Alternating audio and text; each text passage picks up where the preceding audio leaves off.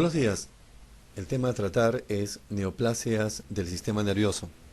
Tenemos en primer término la epidemiología.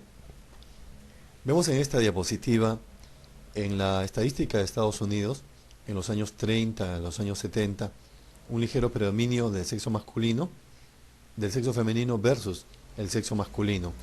Hay una incidencia de 14.2 por 100.000 habitantes por año en las mujeres y 14 por 100.000 habitantes por año en los varones. En la otra estadística, también en Estados Unidos, hay un ligero predominio del sexo masculino versus el sexo femenino.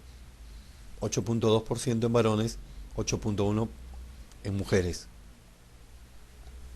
El sexo que va a predominar, si hablamos de neoplasias malignas cerebrales, es el masculino.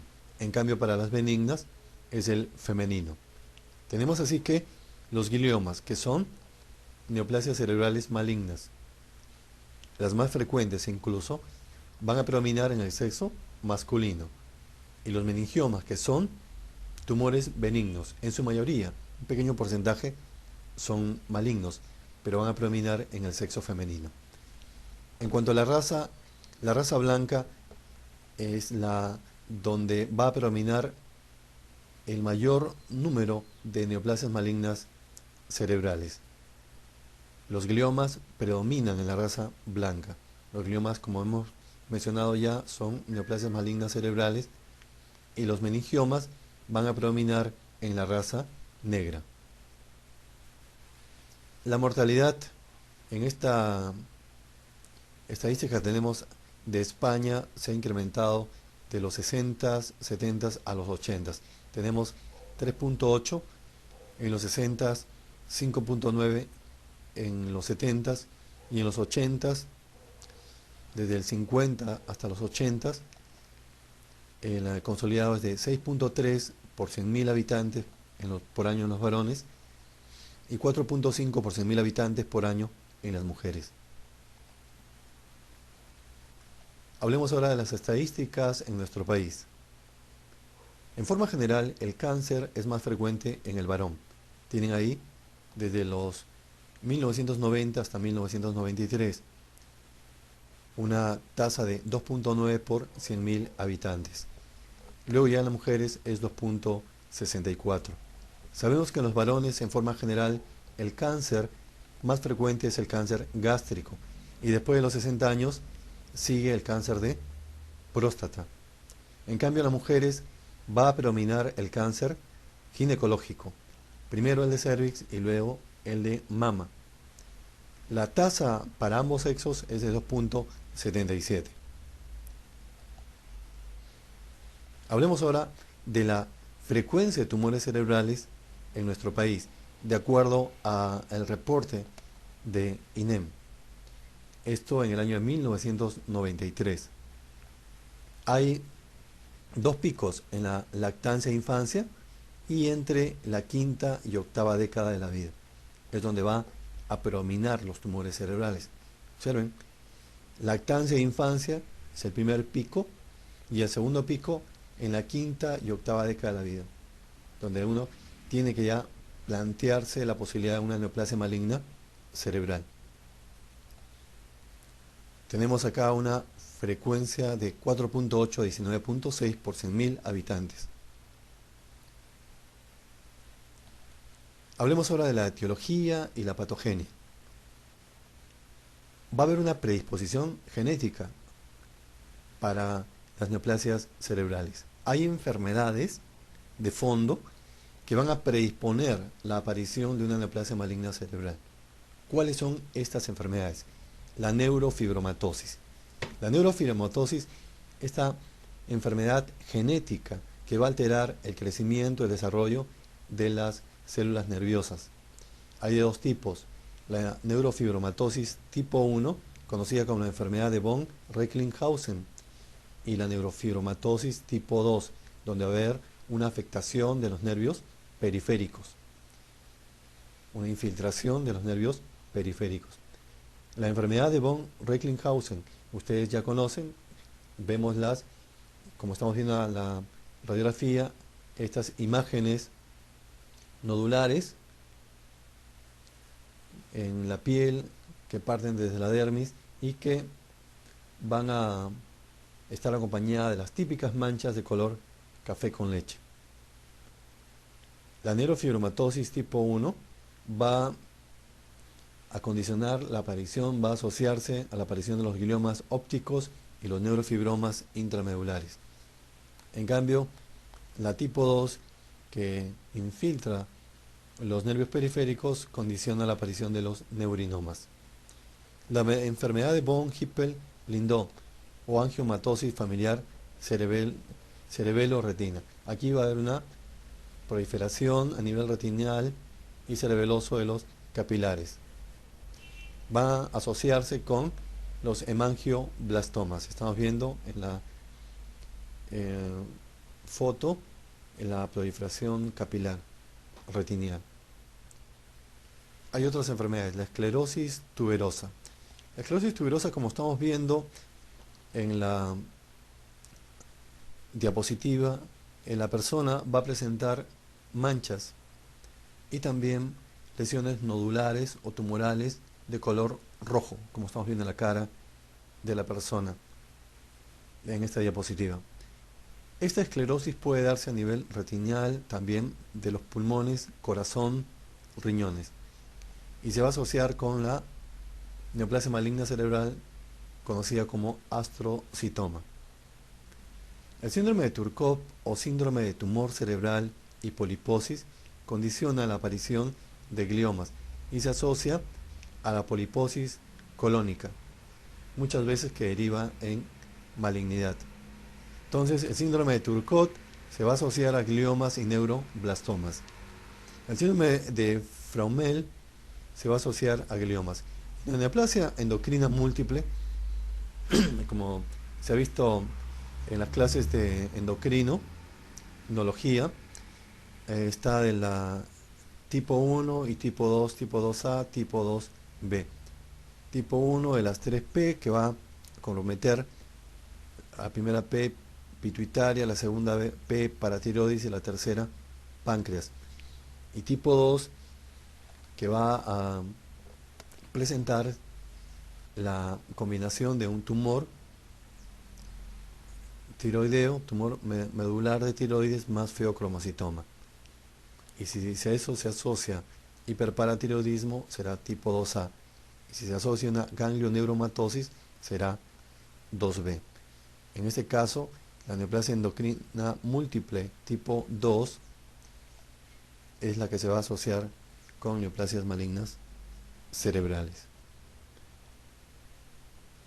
Respecto a los carcinógenos ambientales, aquí tenemos el cloruro de vinilo que se utiliza para fabricar el policloruro de vinilo, conocido como PVC, que es la materia prima para hacer todo tipo de plásticos. Derivados del petróleo, los hidrocarburos policíclicos, también medicamentos quimioterápicos como la nitrosuria, pesticidas y también aquí se habla de las ondas electromagnéticas, por ejemplo, el uso del celular que se propone que podría ocasionar con el tiempo tumor cerebral, lo cual aún no está demostrado, pero tampoco descartado. Virus oncogénicos, el famoso virus, el Epstein-Barr, que va a ocasionar el cuadro, la mononucleosis infecciosa, también puede estar asociado a tumores cerebrales.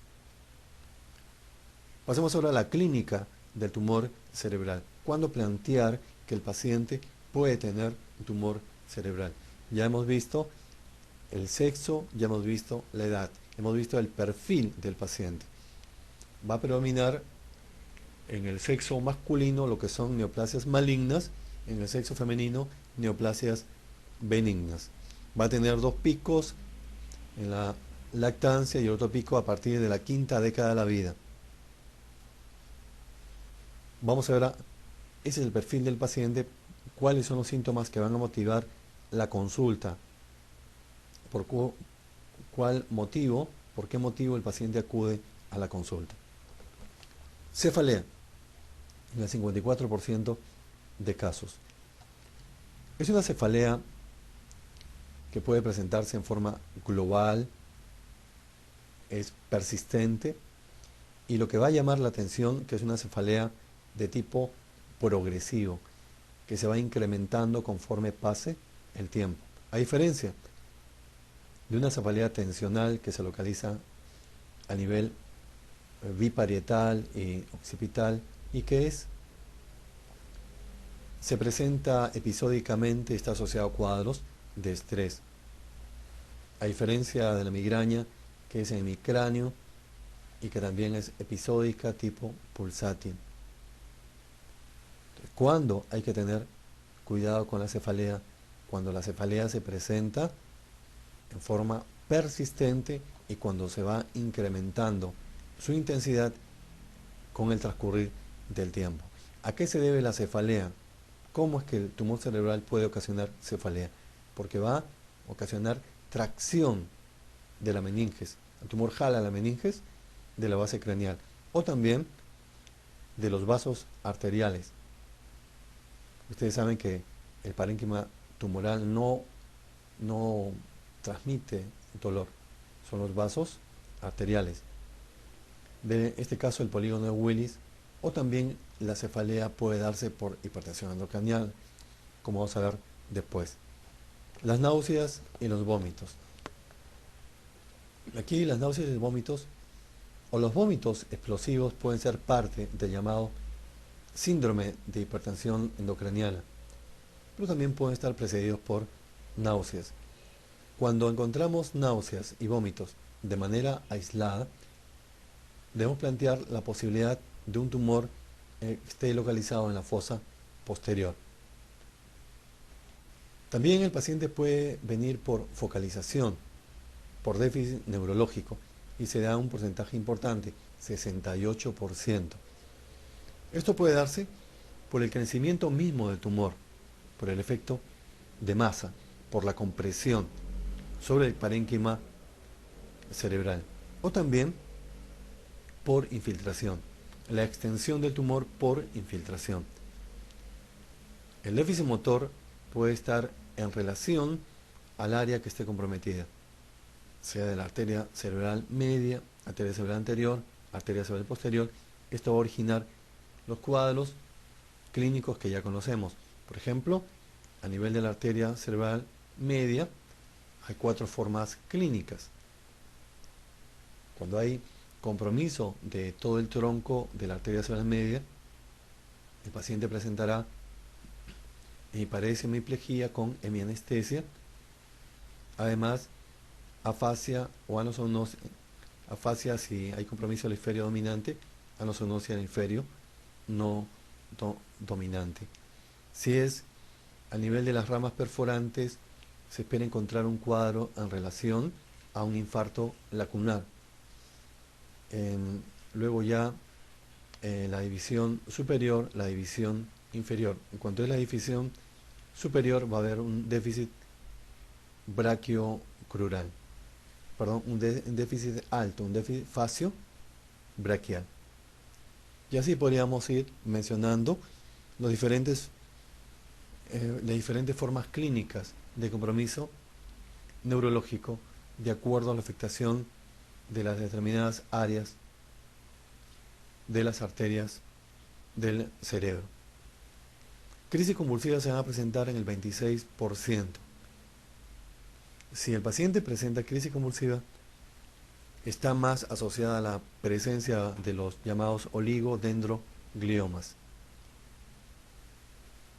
Y cuando un paciente que viene por un cuadro convulsivo, hay que plantear la posibilidad de tumor cerebral, puesto que ¿cómo hacemos nuestro análisis, nuestro enfoque diagnóstico de un paciente que presenta convulsiones? Si es un niño pequeño, hay que descartar complicaciones metabólicas, hay que descartar las convulsiones febriles. Si es un niño ya más grande, podría ser la posibilidad de una epilepsia esencial. En cambio, si ya es una persona joven o de mediana edad, hay que plantear la posibilidad de una epilepsia secundaria o llamada sintomática. Y en nuestro medio La causa más frecuente de convulsiones es tipo infeccioso, es la neurocisticercosis. Entonces, ¿cuándo es que yo planteo la posibilidad de una neoformación cerebral? Cuando las convulsiones se presentan por encima de los 20 años. Cuando las convulsiones aparecen por encima de los 20 años y no hay epidemiología para neurocisticercosis. ¿Como cuál? Como el convivir, el tener, criar animales, cerdos, o consumir también chicharrones que no han sido bien elaborados, puesto que estos chicharrones pueden contener los cisticercos que se pueden convertir en tenias en la persona, en el aparato intestinal, y la persona puede autoinfestarse al no lavarse bien las manos y consumir los huevecillos de esta tenia que se van a convertir en cisticercos. Aquí esta diapositiva es para la hipertensión endocraniana. ¿Qué es lo que va a llamar la atención en un síndrome de hipertensión endocraniana? Es la cefalea, cefalea global intensa, realmente intensa. Y en forma añadida los vómitos llamados explosivos porque muchas veces no están precedidos por náuseas. La cefalea va a tener un predominio matutino, va a ser de tipo pulsátil y los analgésicos tradicionales difícilmente van a disminuir el dolor. Las crisis epilépticas, como ya se ha conversado en una clase anterior, pueden ser generalizadas, tónico-clónicas, parciales o complejas. En las parciales puede presentarse movimientos en determinados puntos del cuerpo, la cara, de la mano, una pierna, y las crisis complejas haya fenómenos complejos como automatismo, por ejemplo, y sin que haya asociación de movimientos anormales. También en el cuadro clínico se puede presentar una ataxia pero de tipo cerebeloso. Ustedes saben que ataxia es la alteración de la coordinación y que la ataxia puede ser vestibular, puede ser propioceptiva y puede ser cerebelosa. En la propioceptiva ya lo hemos tocado cuando hablamos de neuropatías periféricas. En este caso nos hemos de referir a la ataxia cerebelosa. En la ataxia cerebelosa, al realizar las pruebas de coordinación, evaluar la metría, la sinergia y la diadococinesia, ¿qué vamos a encontrar? Que todas van a estar alteradas. Va a haber dismetría, tanto con ojos cerrados como abiertos. A diferencia de lo que vimos anteriormente, una ataxia propioceptiva. Una ataxia propioceptiva, cuando se evalúa la metría con ojos abiertos, el paciente logra hacer, pero cuando cierra los ojos y se pierde la ayuda visual, ya no puede hacer la prueba, por ejemplo, de índice nariz. Entonces hay dismetría con ojos cerrados. En cambio, ahora en lo que estamos mencionando, en ataxia cerebelosa, hay una dismetría tanto con ojos abiertos como con ojos cerrados. La sinergia también está comprometida a ver asinergia y adiadococinesia. La marcha, una marcha en zigzag, marcha cerebelosa, y el paciente va a presentar lo que se llama palabra escandida, una palabra silabiante. Mencionando una palabra, menciona sílaba por sílaba. Además de la ataxia cerebelosa, también se puede ver compromiso de los pares craneales a nivel de los oculomotores. El paciente puede tener compromiso del tercer par, presentando un estrabismo divergente, el ojo se va hacia afuera. Y también compromiso del sexto par, que va a dar lugar a un estrabismo divergente, el ojo se va hacia adentro. Hablemos ahora sobre el concepto de malignidad. En este caso, en las neoplasias cerebrales malignas, no solamente va a depender el concepto de malignidad para ver el pronóstico de la neoplasia en base al tipo histológico. Eso es lo peculiar de este tipo de neoplasias. Hay otros factores, como son dónde está localizado el tumor, qué tamaño tiene, qué características, qué tan infiltrante o qué tan expansivo es este tumor, qué edad tiene el paciente, tiene una comorbilidad, tiene alguna enfermedad sistémica de fondo, qué condición neurológica tiene, y después de la cirugía, ¿quedó tumor? ¿Hay tumor residual? Veamos con un ejemplo para poder clarificar lo que les estoy mencionando. En el caso de un paciente de 70 años que tiene cardiopatía isquémica crónica, la edad, ya es un adulto mayor y tiene una condición de fondo que es una enfermedad coronaria crónica. ¿Y qué tipo de neoplasia cerebral tiene? Es una neoplasia cerebral benigna, un meningioma. Entonces, yo si escucho que mencionan que es un tumor benigno, entonces me imagino que hay un pronóstico mejor, que hay una sobrevida mayor. Pero ahora van a ver cómo los factores individuales del paciente pueden empobrecer un pronóstico que de primera mano pensábamos que era bueno. Este meningioma está localizado en la base del cráneo. Como sabemos, esta localización en la base del cráneo va a ser para el cirujano de difícil, va a generar una posibilidad de resección bastante baja, difícil resección quirúrgica y con alto riesgo de complicación perioperatoria.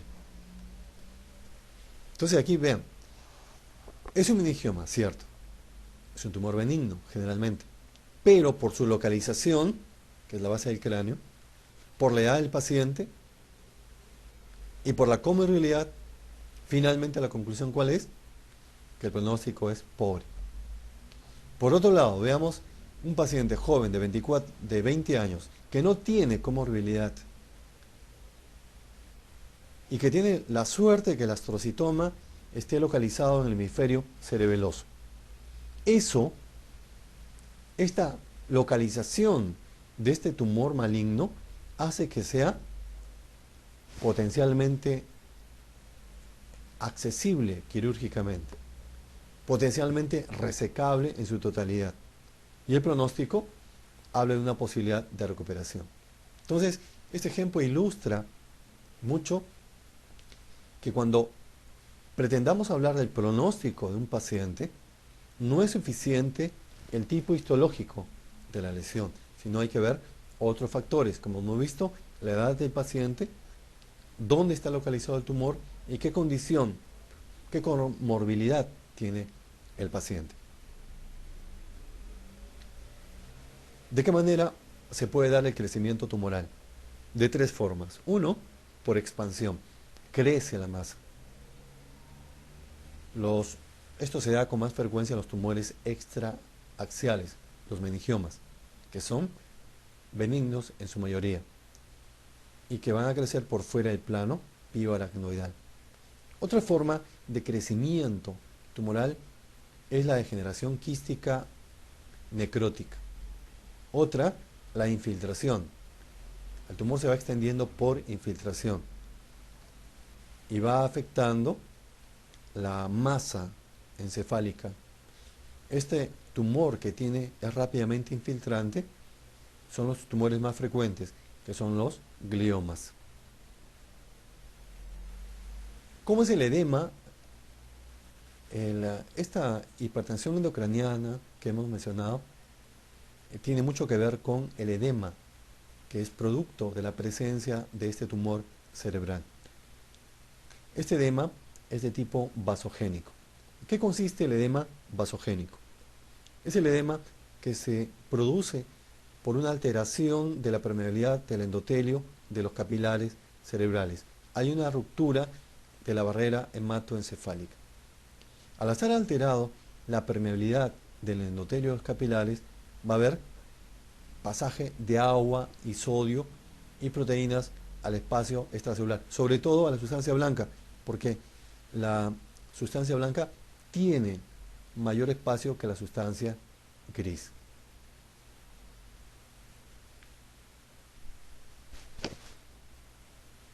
Hay factores que van a incrementar el edema vasogénico. Es la hipercapnia, es la hipertensión arterial y también la fiebre. Por eso hay que ver las condiciones de fondo que puede tener el paciente.